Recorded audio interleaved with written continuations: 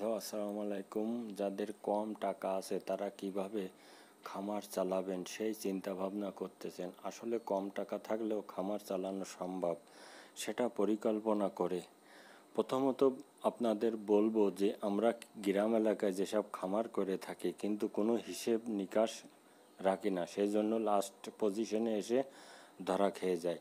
এই জন্য বলবো যে প্রথমত আমাদেরকে হিসাব করতে হবে, কত টাকা খাবারে যাবে, কত টাকা ওষুধে যাবে, কত টাকা বিদ্যুৎ বিল যাবে এবং কত টাকা আমার আয় হবে।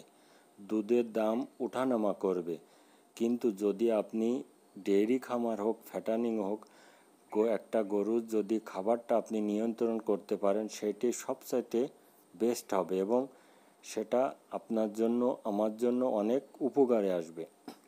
আমরা যে বাজার থেকে যে রেডিমেড ফিড কিনে নিয়ে আসি তা 60 থেকে 65 টাকা পড়ে যায় 1 কেজি, কিন্তু আপনি যদি খাবার বাইরে কুড়াই করে নিয়ে আসেন, যেরকম গমের ভুসি, খেসারির ডাল, মুসুরির ডাল, তারপরে আপনার সয়াবিনের খোল, এসবগুলো বাড়ি নিয়ে এসে আপনি একটা ফিড তৈরি করবেন, খাবার তৈরি করবেন, তাহলে সেটা দেখবেন আপনার ওই খাবারের থেকে 25-30% আপনি খাবার কম লাগবে আপনার।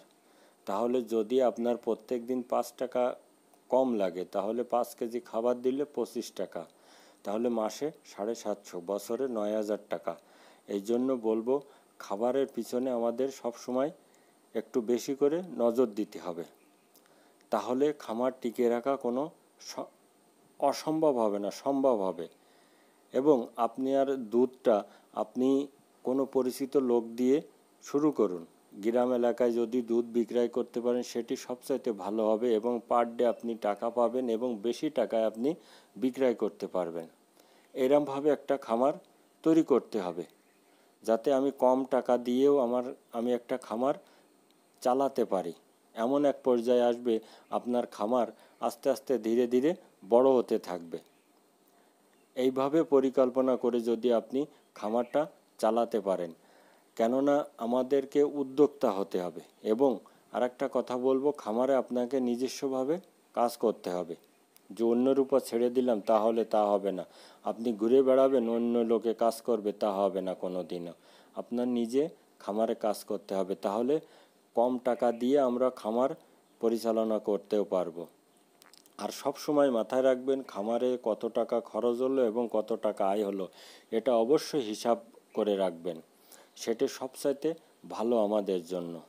কিন্তু আমরা বলে এটাই হিসেব করে রাখি না, যখনই টাকা থাকে খরচ করে ফেলাই, যখন থাকে না খরচ করি না। এভাবে করলে চলবে না, কারণ একটা গাভী যখন দুধ দেয় তার পর্যাপ্ত পরিমাণ খাবার না দিলে সেইভাবে দুধ আপনি পাবেন না এবং নানাবিধ সমস্যা দেখা দিবে।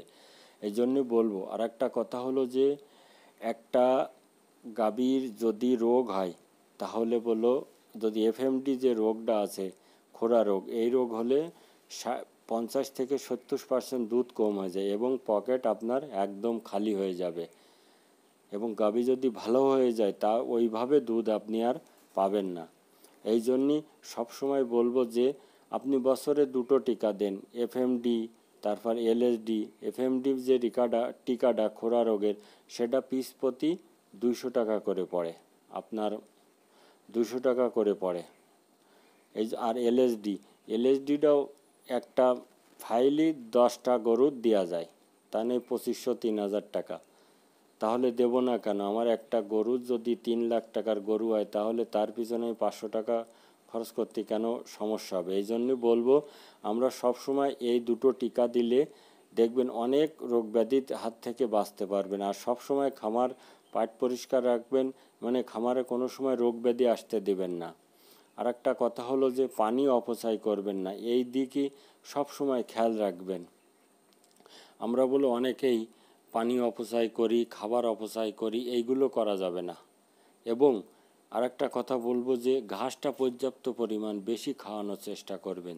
যত বেশি আমি ঘাস খাওয়াতে পারবো তত আমার দানাদার খাবারের কষ্ট কম হয়ে আসবে। সেই জন্য বলবো যে আমি দানাদার খাবার একটু কম করে ঘাসটা বেশি খাওয়ানোর চেষ্টা করব। এবং আরেকটা কথা বলি যে খামার করতে হলে আপনাকে ট্রেনিংয়ের প্রয়োজন আছে ভাই। অবশ্যই ট্রেনিং করবেন, সেটা দেখবেন অনেক উপকার আসবে।